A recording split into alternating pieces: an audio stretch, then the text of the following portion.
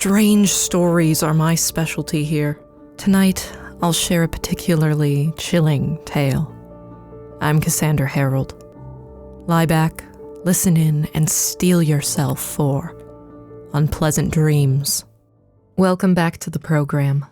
We are thrilled to have you here. Because tonight, we have a dare for you. Would you stay overnight in a waxworks museum?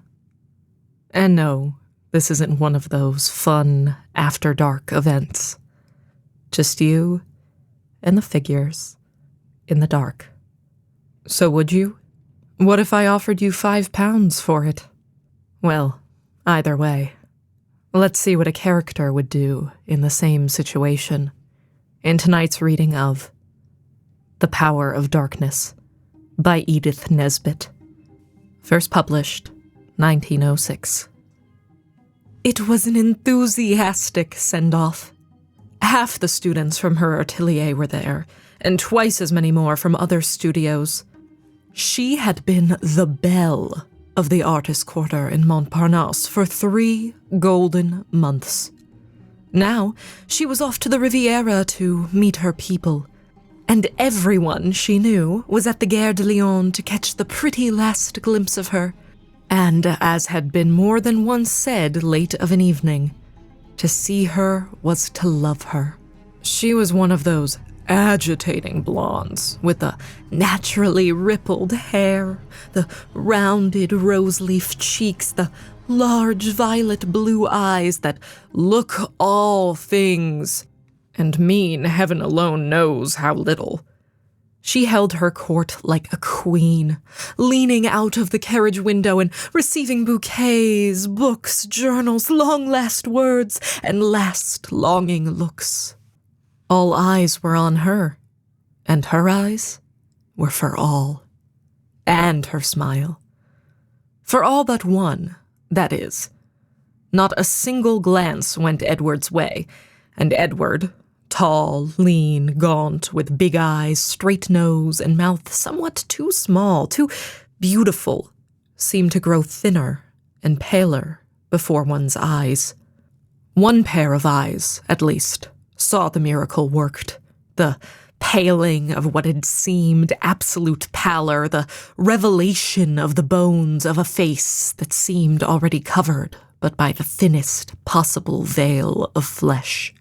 And the man whose eyes saw this rejoiced, for he loved her like the rest, or not like the rest. And he had had Edward's face before him for the last month in that secret shrine where we set the loved and the hated, the shrine that is lighted by 1,000,000 lamps kindled at the soul's flame, the shrine that leaps into dazzling glow when the candles are out and one lies alone on hot pillows to outface the night and the light as best one may. "Oh, goodbye, goodbye, all of you," said Rose. "I shall miss you. Oh, you don't know how I shall miss you all." She gathered the glances of her friends and her worshippers on her own glance, as one gathers jewels on a silken string. The eyes of Edward alone seemed to escape her. "En voiture, messieurs et dames!" Folk drew back from the train. There was a whistle. And then, at the very last little moment of all, as the train pulled itself together for the start, her eyes met Edward's eyes, and the other man saw the meeting, and he knew which was more than Edward did. So when, the light of life having been borne away in the retreating train, the broken-hearted group dispersed, and the other man, whose name, by the way, was Vincent, linked his arm in Edward's and asked cheerily, "Whither away, sweet nymph?" "I'm off home," said Edward. "The 7:20 to Calais." "Sick of Paris? One has to see one's people sometimes, don't you know? Hang it all," was Edward's way of expressing the longing that tore him for the old house among the brown woods of Kent. "No attraction to hear now, eh?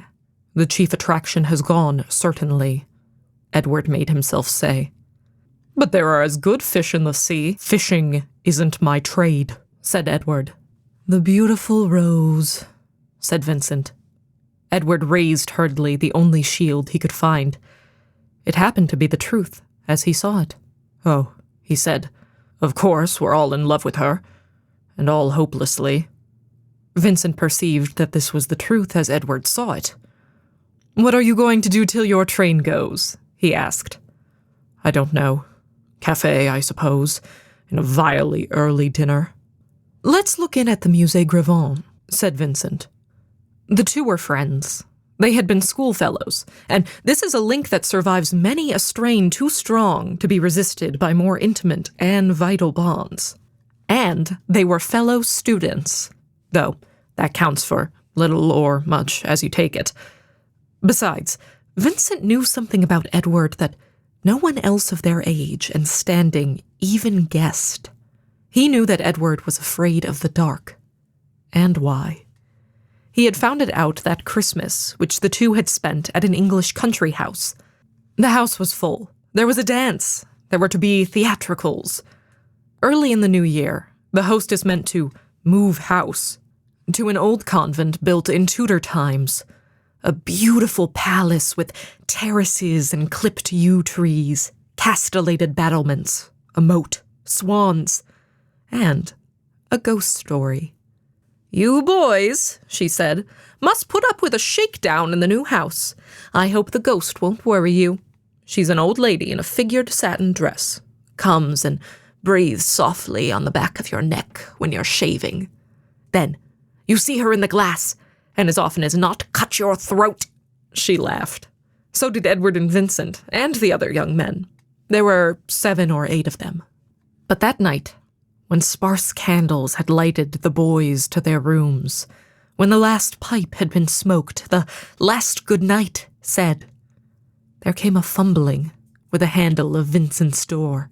Edward came in, an unwieldy figure, clasping pillows, trailing blankets. "What the deuce?" queried Vincent, in natural amazement.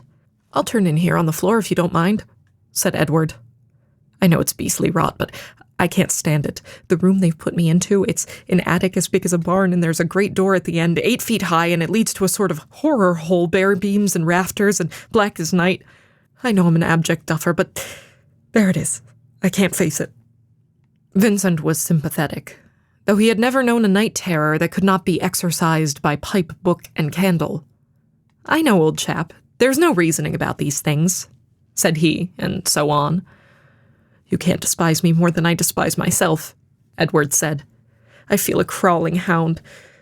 But it is so.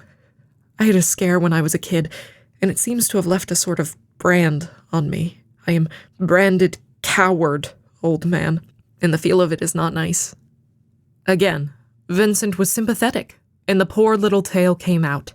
How Edward, 8 years old and greedy as became his little years, had sneaked down, night-clad, to pick among the outcomings of a dinner party, and how, in the hall, dark with the light of an artistic-colored glass lantern, a white figure had suddenly faced him, leaned towards him, it seemed, pointed, led white hands at his heart.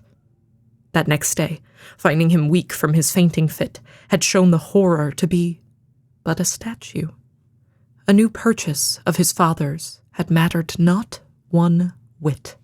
Edward shared Vincent's room, and Vincent, alone of all men, shared Edward's secret.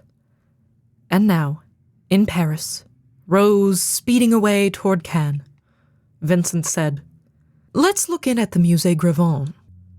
The Musée Grévin is a waxwork show. Your mind at the word flies instantly to the excellent exhibition founded by the worthy Madame Tussaud, and you think you know what waxworks means. But you are wrong. The Musée Grévin contains the work of artists for a nation of artists. Wax modeled and retouched till it seems as near life as death is. This is what one sees at the Musée Grévin. "Let's look in at the Musée Grévin," said Vincent. He remembered the pleasant thrill the musée had given him, and wondered what sort of thrill it would give his friend. "I hate museums," said Edward. "This isn't a museum," Vincent said, and truly, it It's just waxworks." "All right," said Edward indifferently, and they went. They reached the doors of the musée in the gray-brown dusk of a February evening. One walks along a bare, narrow corridor, much like the entrance to the stalls of the Standard Theatre, and such daylight as there may be fades away behind one, and one finds oneself in a square hall heavily decorated and displaying with its electric lights Louis Fuller in her accordion-pleated skirts, and one or two other figures not designed to quicken the pulse. "It's very much like Madame Tussauds," said Edward. "Yes," Vincent said, "isn't it?" Then they passed through an arch and beheld a long room with waxen groups, lifelike, behind glass.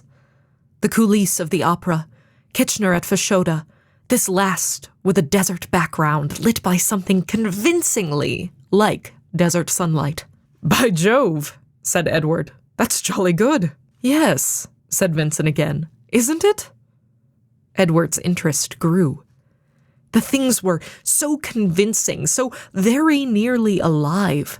Given the right angle, their glass eyes met one's own and seemed to exchange with one meaning glances. Vincent led the way to an arched door labeled Galerie de la Révolution. There one saw almost in the living, suffering body, poor Marie Antoinette in prison in the Temple, her little son on his couch of rags, the rats eating from his platter, the brutal Simone calling to him from the grated window. One almost heard the words, "Hola, little Capet, are you asleep?" One saw Marat bleeding in his bath, the brave Charlotte eyeing him, the very tiles of the bathroom, the glass of the windows with, outside, the very sunlight, as it seemed, of 1793, on that yellow July evening, the 13th of the month.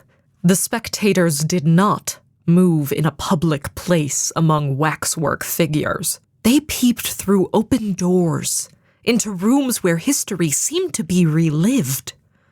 The rooms were lighted, each by its own sun or lamp or candle. The spectators walked among shadows that might have oppressed a nervous person. "Fine, eh?" said Vincent. "Yes," said Edward. "It's wonderful." A turn of a comer brought them into a room. Marie Antoinette, fainting, supported by her ladies. Poor fat Louis by the window, looking literally sick. "What's the matter with them all?" said Edward. "Look at the window," said Vincent. There was a window to the room. Outside was sunshine, the sunshine of 1792, and gleaming in it, blonde hair flowing, red mouth half open, what seemed the just severed head of a beautiful woman. It was raised on a pike, so that it seemed to be looking in at the window. "I say," said Edward, and the head on the pike seemed to sway before his eyes. "Madame de Lamballe. Good thing, isn't it?" said Vincent. "It's altogether too much of a good thing," said Edward. "Look here, I've had enough of this." "Oh, you must just see the catacombs," said Vincent. "Nothing gruesome, you know. Only early Christians being married and baptized and all that." He led the way down some clumsy steps to the cellars, which the genius of the great artist has transformed into the exact semblance of the old catacombs at Rome. The same rough hewing of rock, the same sacred tokens engraved strongly and simply, and among the arches of these subterranean burrowings, the life of the early Christians, their sacraments, their joys, their sorrows, all expressed in groups of waxwork, as like life as death is. "But this is very fine, you know," said Edward, getting his breath again after Madame de Lamballe. In his imagination loved the thought of the noble sufferings and refrainings of these first lovers of the crucified Christ. "Yes," said Vincent, for the third time. "Isn't it?" They passed the baptism and the burying and the marriage. The tableaus were sufficiently lighted, but little light strayed to the narrow passage where the two men walked, and the darkness seemed to press, tangible as a bodily presence, against Edward's shoulder. He glanced backward. "Come," he said. "I've had enough." "Come on, then," said Vincent. They turned the corner, and a blaze of Italian sunlight struck at their eyes with positive dazzlement. There lay the Colosseum, tier on tier of eager faces under the blue sky of Italy. They were level with the arena. In the arena were crosses. From them drooped bleeding figures. On the sand beasts prowled bodies lay. They saw it all through bars. They seemed to be in the place where the chosen victims waited their turn, waited for the lions and the crosses, the palm and the crown. Close by Edward was a group, an old man, a woman, and children. He could have touched them with his hand. The woman and the man stared in an agony of terror, straight in the eyes of a snarling tiger, 10 feet long, that stood up on its hind feet and clawed through the bars at them. The youngest child only, unconscious of the horror, laughed in the very face of it. Roman soldiers, unmoved in military vigilance, guarded the group of martyrs. In a low cage to the left, more wild beasts cringed and seemed to growl unfed. Within the grating, on the wide circle of the yellow sand, lions and tigers drank the blood of Christians. Close against the bars, a great lion sucked the chest of a corpse, on whose blood-stained face the horror of death agony was printed plain. "Good heavens," said Edward. Vincent took his arm suddenly, and he started with what was almost a shriek. "What a nervous chap you are," said Vincent, as they regained the street where the lights were, and the sound of voices and the movement of live human beings. All that warms and awakens the nerves almost paralyzed by the life and death of waxen immobility. "I don't know," said Edward. "Let's have a vermouth, shall we? There's something uncanny about those wax things. They're like life, but they're much more like death. Suppose they moved. I don't feel at all sure that they don't move when the lights are out and there's no one there." He laughed. "I suppose you were never frightened, Vincent?" "Yes, I was. Once," said Vincent, sipping his absinthe.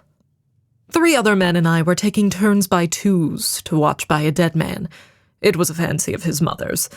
Our time was up, and the other watch hadn't come, so my chap, the one who was watching with me, went to fetch them. I didn't think I should mind, but it was just like you say." "How?" "Why, I kept thinking, suppose it should move. It was so lifelike. And if it did move, of course it would have been because it was alive, and I ought to have been glad because the man was my friend. But all the same, if he had moved, I should have gone mad." "Yes," said Edward. "That's just exactly it." Vincent called for a second absinthe.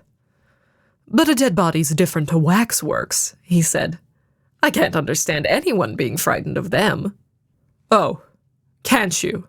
The contempt in the other's tone stung him. "I bet you wouldn't spend a night alone in that place." "I bet you £5 I do." "Done," said Edward briskly.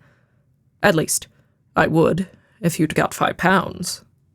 "But I have. I'm simply rolling. I've sold my day in era, didn't you know? I shall win your money, though, anyway. But you couldn't do it, old man. I suppose you'll never outgrow that childish scare." "You might shut up about that," said Edward shortly. "Oh, it's nothing to be ashamed of. Some women are afraid of mice or spiders. I say, does Rose know you're a coward?" "Vincent! No offense, old boy. One may as well call a spade a spade. Of course, you've got tons of moral courage and all that. But you are afraid of the dark.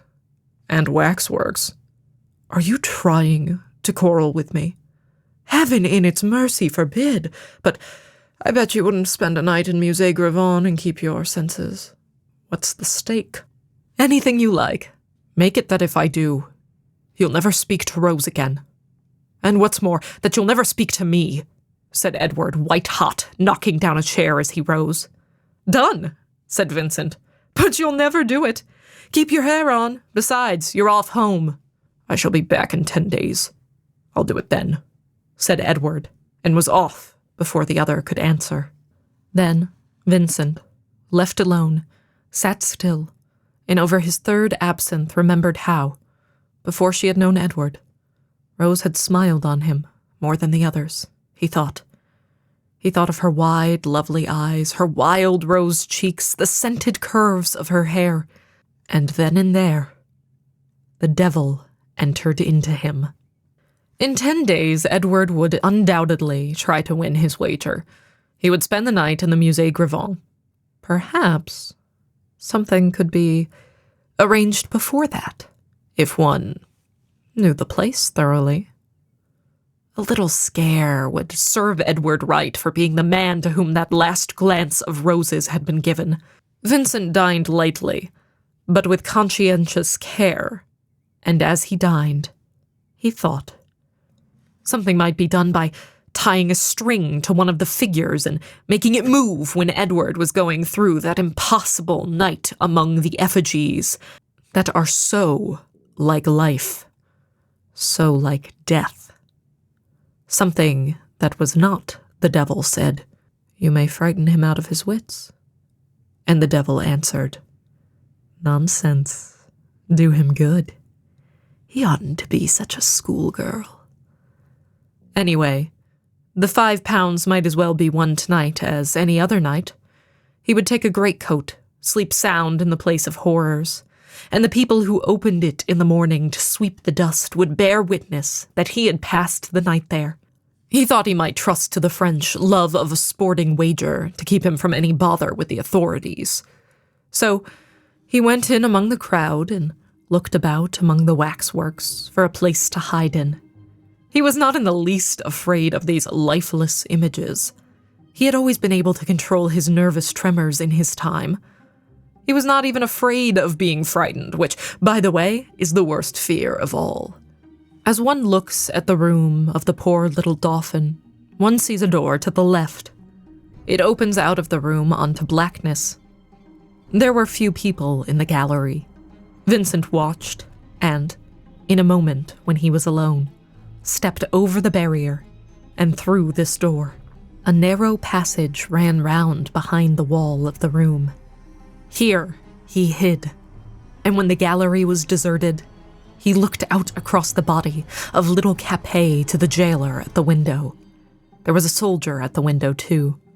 Vincent amused himself with the fancy that this soldier might walk round the passage at the back of the room and tap him on the shoulder in the darkness. Only the head and shoulders of the soldier in the jailer showed. So, of course, they could not walk, even if they were something that was not waxwork. Presently, he himself went along the passage and round to the window where they were. He found that they had legs. They were full-sized figures, dressed completely in the costume of the period.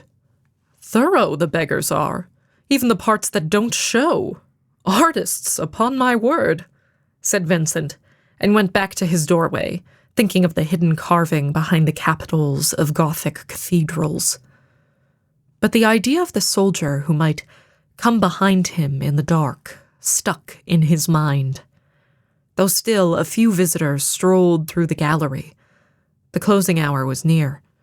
He supposed it would be quite dark. Then, and now, he had allowed himself to be amused by the thought of something that should creep up behind him in the dark. He might possibly be nervous in that passage round which, if waxworks could move, the soldier might have come. By Jove, he said, one might easily frighten oneself by just fancying things. Suppose there were a back way from the Marat's bathroom, and instead of the soldier, Marat came out of his bath with his wet towels stained with blood and dabbed them against your neck.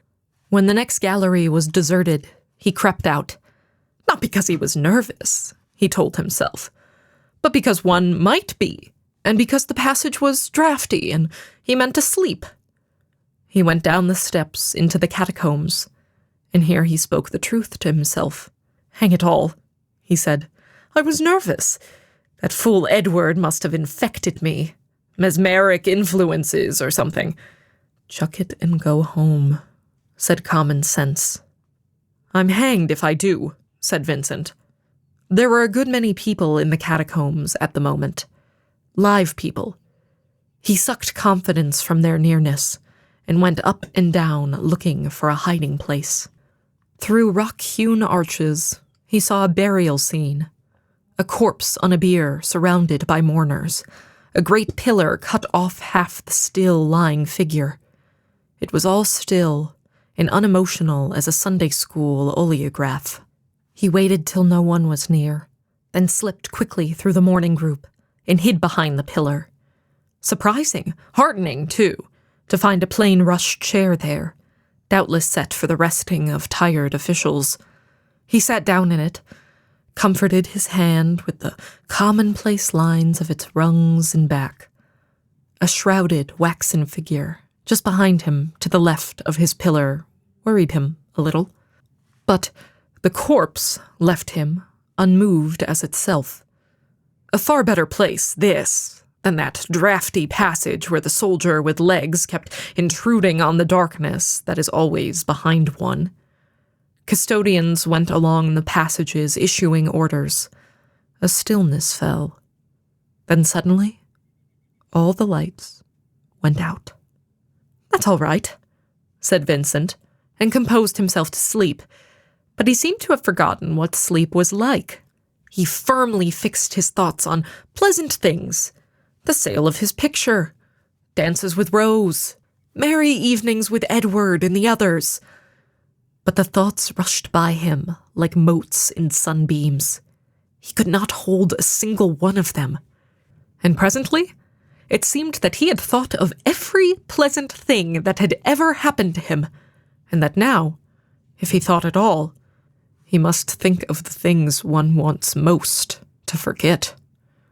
And there would be time in this long night to think much of many things. But now, he found that he could no longer think. The draped effigy just behind him worried him again. He had been trying, at the back of his mind, behind the other thoughts, to strangle the thought of it, but it was there, very close to him. Suppose it put out its hand, its wax hand, and touched him. But it was of wax. It could not move. No, of course not. But suppose it did. He laughed aloud, a short, dry laugh that echoed through the vaults. The cheering effect of laughter had been overestimated, perhaps. Anyhow, he did not laugh again. The silence was intense, but it was a silence thick with rustlings and breathings and movements that his ear, strained to the uttermost, could just not hear. Suppose, as Edward had said, when all the lights were out, these things did move. A corpse was a thing that had moved, given a certain condition, life. What if there were a condition, given which these things could move? What if such conditions were present now? What if all of them, Napoleon, yellow-white from his death sleep, the beasts from the amphitheater, gore dribbling from their jaws, that soldier with the legs, all were drawing near to him in this full silence? Those death masks of Robespierre and Mirabeau, they might float down through the darkness till they touched his face. That head of Madame de Lamballe on the pike might be thrust at him from behind the pillar. The silence throbbed with sounds that could not quite be heard. "You fool," he said to himself. "Your dinner has disagreed with you with a vengeance. Don't be an ass. The whole lot are only a set of big dolls." He felt for his matches and lighted a cigarette. The gleam of the match fell on the face of the corpse in front of him. The light was brief, and it seemed somehow impossible to look by its light in every corner where one would have wished to look. The match burnt his fingers as it went out, and there were only 3 more matches in the box. It was dark again, and the image left on the darkness was that of the corpse in front of him. He thought of his dead friend. When the cigarette was smoked out, he thought of him more and more, till it seemed that what lay on the bier was not wax. His hand reached forward and drew back, more than once. But at last, he made it touch the bier, and through the blackness, travel up along a lean, rigid arm to the wax face that lay there so still. The touch was not reassuring. Just so, and not otherwise, had his dead friend's face felt to the last touch of his lips, cold, firm, waxen. People always said the dead were waxen. How true that was. He had never thought of it before. He thought of it now. He sat still, so still that every muscle ached, because if you wish to hear the sounds that infest silence, you must be very still indeed. He thought of Edward, and of the string he had meant to tie to one of the fingers. That wouldn't be needed, he told himself, and his ears ached with listening for the sound that, it seemed, must break at last from that crowded silence. He never knew how long he sat there, to move, to go up, to batter at the door and clamor to be let out, that one could have done if he had had a lantern or even a full matchbox. But in the dark, not knowing the turnings, to feel one's way amongst these things that were so like life and yet were not alive, to touch, perhaps, these faces that were not dead and yet felt like death. His heart beat heavily in his throat at the thought.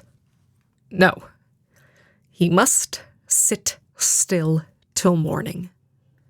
He had been hypnotized into this state, he told himself, by Edward, no doubt.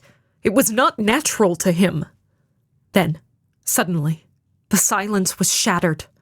In the dark, something moved, and after those sounds that the silence teemed with, the noise seemed to him thunder loud.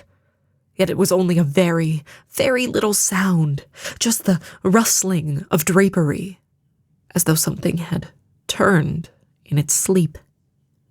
And there was a sigh, not far off. Vincent's muscles and tendons tightened like fine drawn wire. He listened. There was nothing more, only the silence, the thick silence. The sound had seemed to come from a part of the vault where, long ago, when there was light, he had seen a grave being dug for the body of a young girl martyr. "I will get up and go out," said Vincent. "I have 3 matches. I'm off my head. I shall be really nervous presently if I don't look out." He got up and struck a match, refused his eyes the sight of the corpse whose waxen face he had felt in the blackness, and made his way through the crowd of figures. By the match's flicker, they seemed to make way for him, to turn their heads to look after him. The match lasted till he got to a turn of the rock-hewn passage. His next match showed him the burial scene, the thin little body of the martyr, palm in hand, lying on the rock floor, in patient waiting. The gravedigger, the mourners, some standing, some kneeling, one crouched on the ground. This was where that sound had come from, that rustle, that sigh. He had thought he was going away from it. Instead, he had come straight to the spot where, if anywhere, his nerves might be expected to play him false. "Bah!" he said, and he said it aloud. "The silly things are only wax. Who's afraid?" His voice sounded loud in the silence that lives with the wax people. "They're only wax," he said again, and touched with his foot contemptuously the crouching figure in the mantle. And, as he touched it, it raised its head and looked vacantly at him, and its eyes were bright and alive. He staggered back against another figure and dropped the match. In the new darkness, he heard the crouching figure move towards him. Then, the darkness fitted in round him, very closely. "What was it exactly that sent poor Vincent mad? You've never told me." Rose asked the question. She and Edward were looking out over the pines and tamarisks across the blue Mediterranean. They were very happy, because it was their honeymoon. He told her about the Musée Grevin and the wager, but he did not state the terms of it. But why did he think you would be afraid? He told her why. And then what happened?